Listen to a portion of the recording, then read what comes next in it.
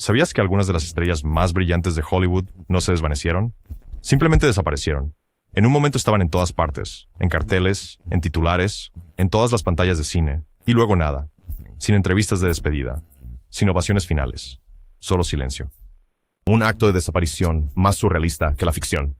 Eran leyendas en su apogeo, alejándose de la fama con la que la mayoría solo sueña, sin escándalos, sin colapsos públicos, solo una salida silenciosa hacia el misterio. Hoy vamos a hablar sobre las leyendas del viejo Hollywood, que dejaron atrás Hollywood y nunca miraron atrás. Greta Garbo. Irrumpió en Hollywood con Anna Christie en 1930 y obtuvo 6 nominaciones al Oscar. Para 1941, su última película, La mujer de dos caras, había fracasado y anunció su retiro a los 36 años. Según el biógrafo de Garbo, Barry Paris, declaró: "Quiero estar sola después de una tensa proyección de prueba", palabras que se convirtieron en leyenda. Su conferencia de prensa de despedida duró apenas 7 minutos, durante los cuales se negó a responder la mayoría de las preguntas. Después de dejar MGM, Garbo regresó a la ciudad de Nueva York, se dedicó a la pintura y a la música clásica, y rara vez salía de su apartamento en la Quinta Avenida. Nunca concedió entrevistas ni asistió a estrenos. Los vecinos recordaban una figura solitaria caminando por Central Park al amanecer, sujetando un pequeño bolso de cuero. El historiador de cine Robert Dance señaló que la desaparición de Garbo de la vida pública fue más completa que cualquiera de sus desapariciones en pantalla. Las emociones eran intensas entre los que quedaron atrás. El director, Clarence Brown, lamentó que su silencio hablaba más fuerte que cualquier actuación. Hasta el día de hoy, su retirada sigue siendo el mayor acto de desaparición de Hollywood, un testimonio de una estrella que controló su destino simplemente negándose a jugar el juego. Diane Varsi. Una presencia electrizante en pantalla, Diane Varsi conquistó corazones a los 20 años en Peyton Place. Nominada a un premio de la Academia, se convirtió en el rostro de la rebeldía juvenil de los años 50. Sin embargo, para 1958, dejó el set, ingresó en una clínica psiquiátrica y más tarde se unió a una comuna en Oregón, para nunca regresar a Hollywood. Nacida en San Mateo en 1938, Varsi obtuvo su papel revelación tras abandonar la universidad. Los críticos elogiaron su vulnerabilidad cruda, pero la tensión con los ejecutivos del estudio aumentaba. Ella se irritaba por las exigencias del contrato y resentía ser encasillada. En sus propias palabras, citadas en la biografía del autor Michael Greg Michaud, encontró toda la maquinaria deshumanizante. Su repentina partida dejó atónitos a los fans. Los periódicos del sector informaron sobre su misterioso colapso, pero los detalles siguieron siendo escasos. Varsi pasó la década de 1960 estudiando filosofía oriental, viviendo de pequeños royalties de actuación y pintando. Reapareció brevemente en 1964 para un único episodio de televisión. Luego desapareció nuevamente en la vida privada. Amigos recordaban a una mujer dividida entre la integridad artística y el control del estudio. El actor Lee Marvin dijo que nunca vio a nadie tan comprometido con la verdad y la actuación, pero tan asustado por el resplandor de Hollywood. La vida de Varsi después de la fama fue tranquila y deliberada, un espíritu creativo que eligió el anonimato sobre la fama. Dolores Hart. Para 1957, Dolores Hart ya había protagonizado junto a Elvis Presley en Loving You y King Creole. Nacida en Chicago en 1938, firmó con Paramount a los 18 años y fue rápidamente etiquetada como la próxima gran estrella de Hollywood. Luego, a los 23 años, sorprendió a Tinseltown al cambiar su contrato cinematográfico por el hábito de una monja benedictina. Después de filmar Donde están los muchachos, en 1960, Hart viajó a Roma para un retiro espiritual. Allí conoció al padre Benedict y sintió el llamado a la vida monástica. En sus memorias, Ear of the Heart, describió ese momento. Supe entonces que la fama debía terminar. Ingresó en la abadía de Regina Laudis en Connecticut, tomando votos y adoptando el nombre de Hermana Dolores. Los colegas la recordaban como vivaz y contemplativas. El director Vincente Minnelli comentó que Hart poseía una luz interior que eclipsaba cualquier destello de cámara. Su partida dejó a los ejecutivos del estudio luchando por encontrar reemplazos. Las revistas del sector especulaban sin cesar, pero Hart rechazaba las entrevistas. Hoy en día, ella permanece en la abadía, creando íconos y enseñando coro. Su viaje de la alfombra roja a una capilla clausurada habla de un alma que busca un propósito más profundo. En el silencio de la oración matutina, los ecos de su pasado en Hollywood permanecen como rollos de película distantes, hermosos, inquietantes y para siempre inconclusos. Diana Durbin. La querida de la era dorada de Universal, Diana Durbin, estaba ganando $500,000 al año a los 17 años. Fue descubierta cantando en una audición de radio y firmó contrato en 1936. Su voz y su efervescente personalidad en pantalla salvaron al estudio de la bancarrota. Sin embargo, en 1949, a los 28 años, Durbin y se alejó de su última película, Por el amor de Mary, y se mudó a Francia. Las primeras películas de Durbin, como Tres chicas inteligentes, batieron récords de taquilla. Según el historiador de cine David Shipman, ella encarnaba la esperanza durante la guerra. Pero los constantes viajes y giras publicitarias la agotaron. Cartas en los archivos de la Universidad de Manitoba revelan su anhelo por una vida privada. Se casó con el actor francés Charles David en 1950 y se estableció en Ville-de-Bray, rechazando todas las ofertas para regresar a Hollywood. Amigos dijeron que se convirtió en una ávida jardinera y anfitriona de reuniones familiares en su villa. Los intentos de los paparazzi por capturarla terminaban con rechazos corteses en la puerta de su jardín. El biógrafo Peter Mann la describió como una estrella que se cantó a sí misma en las sombras. Durbin murió en 2013 a los 92 años, todavía protegida de la vista del público. Su partida sigue siendo una de las grandes salidas silenciosas del cine. Sin escándalos, sin titulares, solo un telón final cayendo suavemente sobre una voz que una vez se escuchó en todo el mundo. George Maharis. En 1960, George Maharis se destacó como el carismático Buzz Murdoch en Ruta 66. Encarnaba a la juventud inquieta explorando los caminos secundarios de Estados Unidos. Para 1962 estaba generando rumores de un Emmy. Luego, la enfermedad y disputas contractuales llevaron a su abrupta salida en 1963. Nunca recuperó su fama anterior. Maharis sufrió un grave ataque de hepatitis en una locación en Arizona. Los médicos del estudio mandaron reposo, pero las tensiones sobre el salario y el control creativo aumentaron. Según los archivos de TV Guide, Maharis declaró que preferiría enfrentarse a una pantalla vacía que a un cuerpo roto. Dejó la serie a mitad de temporada, presentando un solo episodio de despedida. Después de Hollywood, se mudó a la ciudad de Nueva York y se centró en el trabajo teatral y la pintura. Raras exposiciones de galerías en la década de 1970 presentaron sus paisajes, pero la mayoría permanecieron sin venderse. Sus colegas lo recordaban como un espíritu libre que amaba los clubes de jazz y los paseos en coche a medianoche. La actriz Martin Milner, su coprotagonista, dijo que él eligió la autenticidad sobre la artificiosidad. En las décadas posteriores, Maharis vivió tranquilamente en Connecticut, enseñando clases de actuación y escribiendo poesía. Concedió una última entrevista televisiva en 2003, reflexionando que la fama fue un fuego brillante que casi me quemó. Su legado perdura en esas pocas temporadas de Ruta 66, aventuras congeladas en el tiempo, una estrella que se retiró del mapa antes de que terminaran los créditos. Mary Miles Minter. Una prometedora ingenua del cine mudo cuya carrera terminó en escándalo, Mary Miles Minter cautivó al público con rasgos delicados y ojos expresivos. En el apogeo de su fama a mediados de la década de 1910, protagonizó películas como The Foundling y The Heart of Nora Flynn, recibiendo miles de cartas de admiradores. Pero en 1922, el asesinato del director William Desmond Taylor la sumergió en el frenesí de tabloides más oscuro que Hollywood había visto hasta entonces.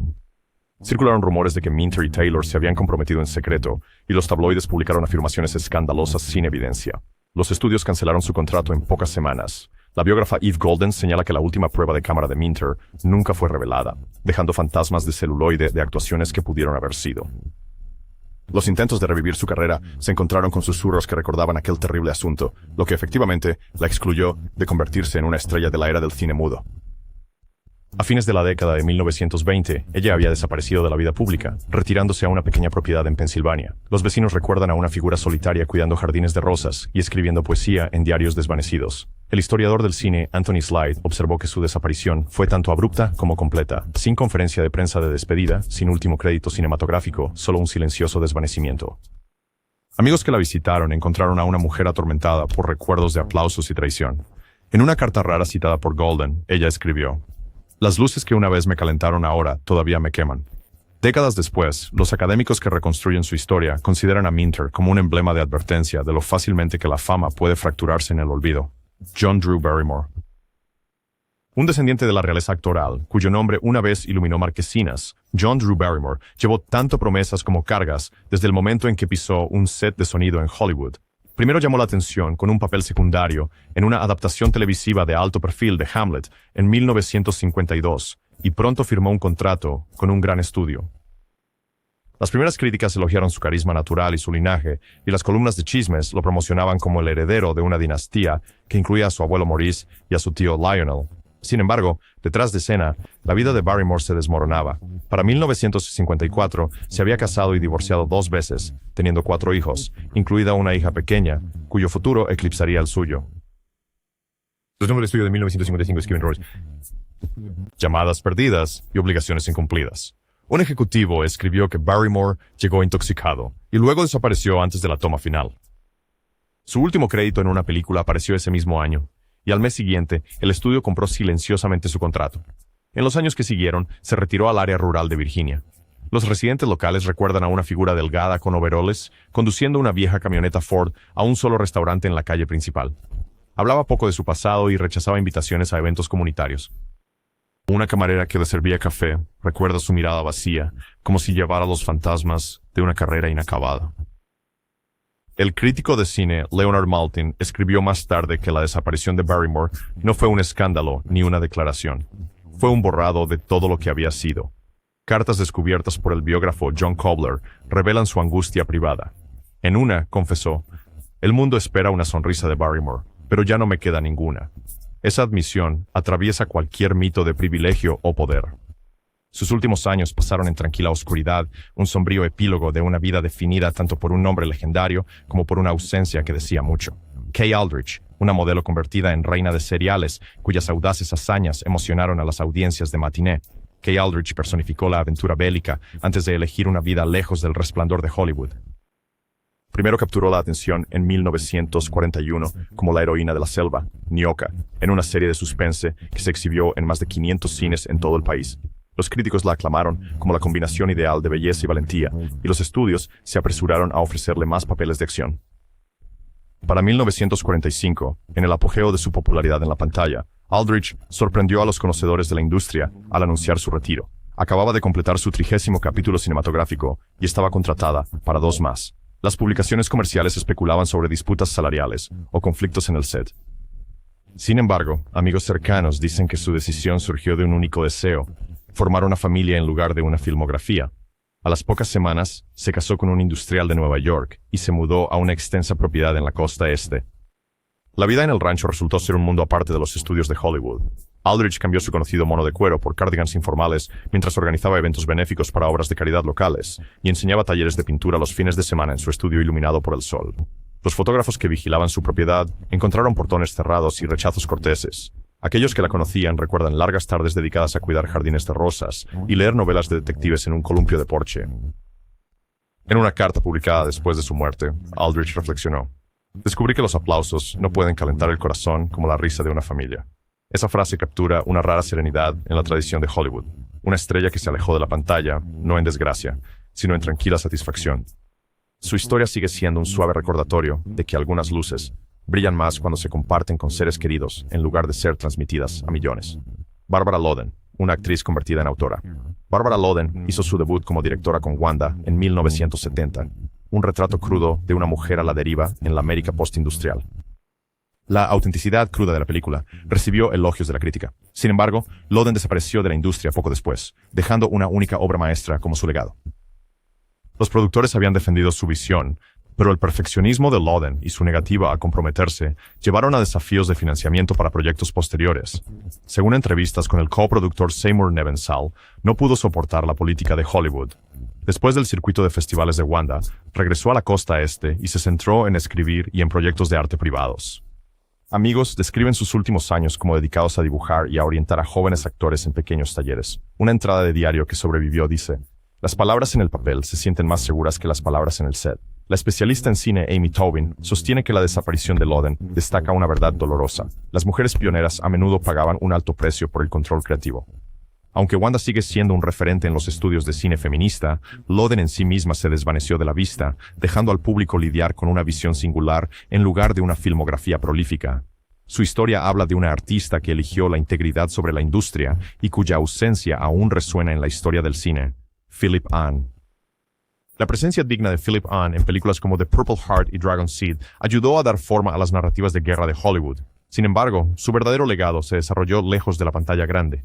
A principios de la década de 1950, los roles para actores asiático-americanos habían disminuido y Ahn solicitó silenciosamente a los estudios que lo liberaran de su contrato. La correspondencia del estudio de 1954 registra su solicitud de servir a mi gente más allá de la cámara, una decisión que sorprendió a los colegas, pero reflejaba un llamado más profundo. En un año, abrió el Café Ahn en la avenida Vermont, un modesto restaurante que servía kalbi y bibimbap, y pronto se convirtió en un punto de encuentro cultural para la comunidad coreana de Los Ángeles. Los comensales recuerdan a Ahn saludando a los invitados con una cálida reverencia, hablando poco de su pasado en Hollywood, pero escuchando atentamente cada historia compartida en sus mesas. A menudo decía que cada comida llevaba un recuerdo de hogar, y en esos momentos encontraba una nueva clase de protagonismo. Tras cerrar su escuela de actuación, Ahn se dedicó al trabajo cívico. Ayudó a recaudar más de $200,000 para establecer el Centro Cultural Coreano, guiando a jóvenes artistas que nunca se habían visto reflejados en la pantalla. En entrevistas con Los Angeles Times, describió el cine como un capítulo, no la historia completa, enfatizando que la identidad y la comunidad trascendían la fama del celuloide. La historiadora Gina Marchetti señala que la partida de Ahn ejemplifica una resistencia silenciosa al encasillamiento y las limitaciones de Hollywood. Sus últimos años estuvieron marcados por conferencias sobre la historia asiático-americana y la preservación cuidadosa de copias de películas tempranas.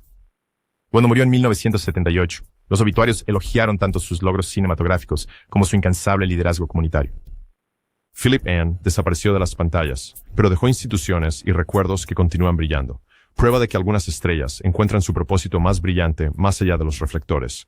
Ruth Taylor, una sirena de la era del cine mudo, cuya risa alguna vez resonó en teatros dorados. Ruth Taylor se deslizó silenciosamente en la oscuridad doméstica después de una última despedida. Celebrada por su actuación en Our Dancing Daughters en 1928, cautivó al público con un espíritu vivaz que definió el glamour de las flappers. Sin embargo, en el apogeo de su fama, eligió retirarse del escenario, casándose y dedicándose a la vida familiar en lugar de seguir buscando más papeles. Las revistas comerciales notaron su repentina no renovación de contrato en 1930, pero ningún escándalo acompañó su partida. Los colegas recordaban a Taylor como amable, pero decidida. Rechazó todas las ofertas de regreso, diciendo a sus amigos que prefería el calor del hogar al resplandor de los reflectores.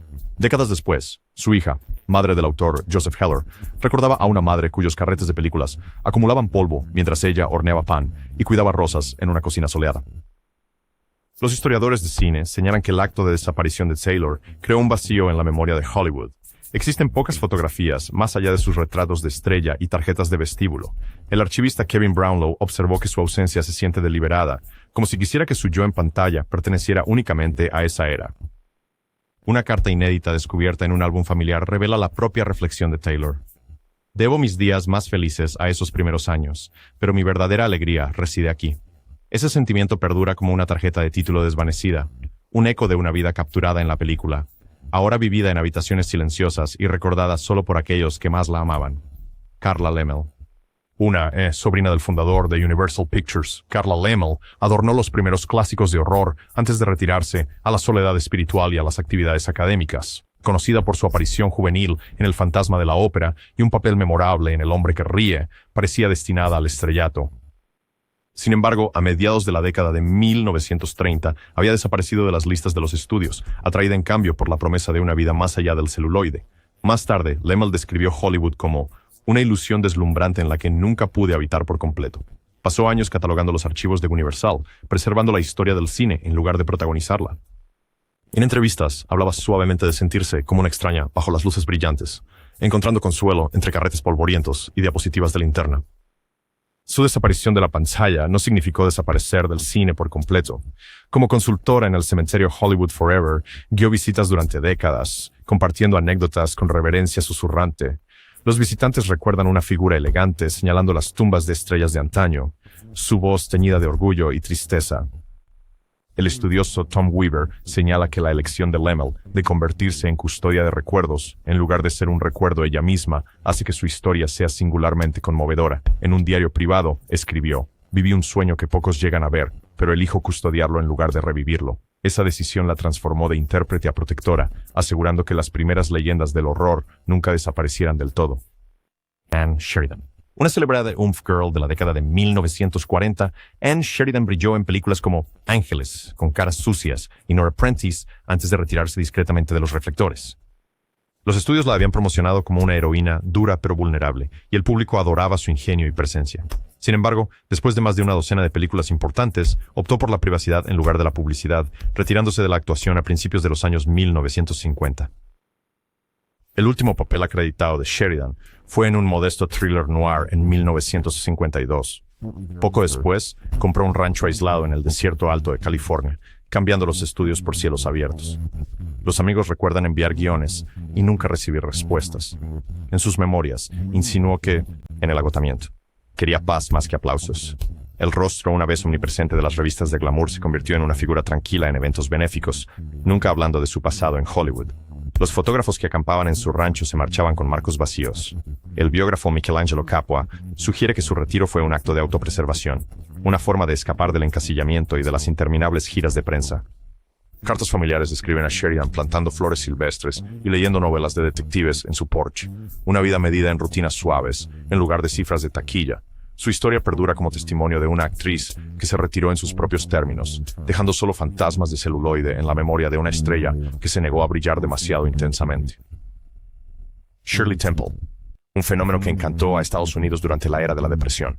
Shirley Temple dejó Hollywood siendo una adolescente y resurgió décadas después en la diplomacia en lugar del cine. Para su última aparición en la pantalla, ya había llevado a los estudios a través de años difíciles, con una influencia en la taquilla sin igual. Sin embargo, a los 20 años, anunció su retiro, sorprendiendo a una industria construida sobre su sonrisa. Temple recordó más tarde que las demandas de la constante publicidad y las giras de presentaciones se sentían como vivir dentro de una bola de nieve. Después de For the Love of Mary, en 1948, rechazó más papeles, eligiendo la universidad y eventualmente el servicio como embajadora de los Estados Unidos. Su salida no llevó escándalo, solo un giro deliberado de página. Los agentes de prensa intentaron persuadirla para que volviera, pero Temple respondió con rechazos corteses y se enfocó en el servicio público. Los colegas recordaban a una joven cuya seriedad desmentía su fama infantil. El historiador Robert Matson observó que su transformación de estrella infantil a diplomática la convirtió en el acto de desaparición más elegante de Hollywood. En sus memorias, ella escribió: «Había dado todo lo que podía a esa vida».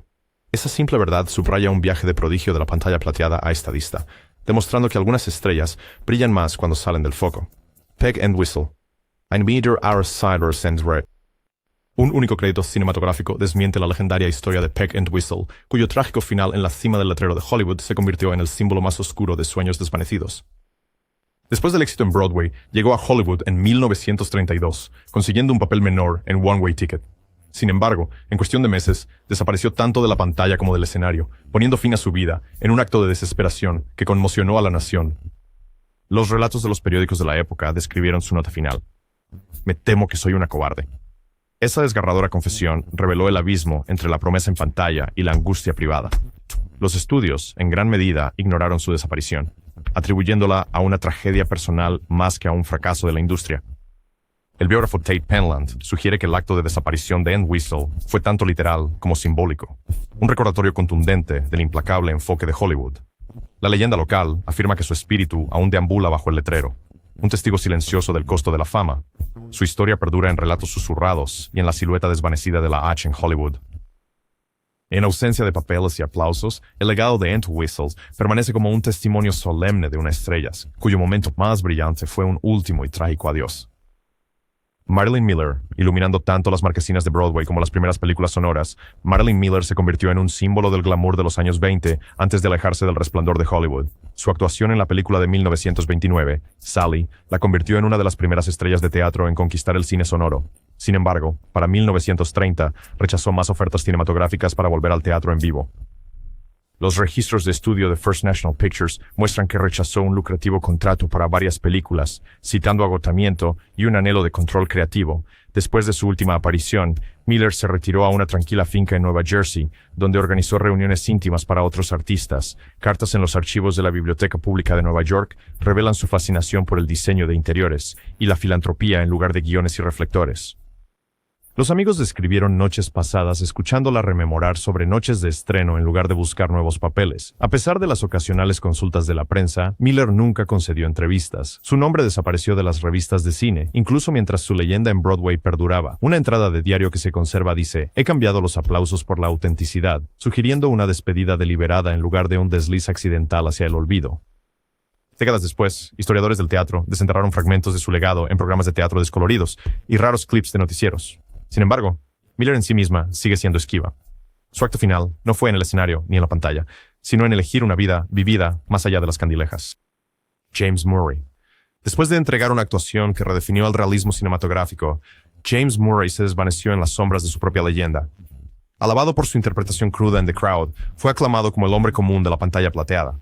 Sin embargo, sus demonios personales rápidamente eclipsaron su promesa. Correspondencia de estudio de archivos de los años 1930. Describe su creciente dependencia del alcohol y las llamadas perdidas, lo que llevó a los ejecutivos a excluirlo de proyectos importantes. En los meses siguientes a su último papel acreditado, Murray deambuló por la ciudad de Nueva York, supuestamente tomando trabajos esporádicos y viviendo en albergues baratos. Un informe policial de 1936 encontró su cuerpo cerca del río Hudson, lo que provocó especulaciones de juego sucio o ahogamiento accidental. Sus colegas recordaban un alma gentil cuyo talento fue eclipsado por un espíritu frágil. El biógrafo Joseph McBride señala que la desaparición de Murray no fue ni dramática ni deliberada. Fue un desvanecimiento lento. Un hombre consumido por el peso de la fama que nunca abrazó por completo. En una carta a un amigo, se lamentó: "No puedo seguir llevando esta máscara", una frase que persigue a quienes estudian su breve y brillante carrera.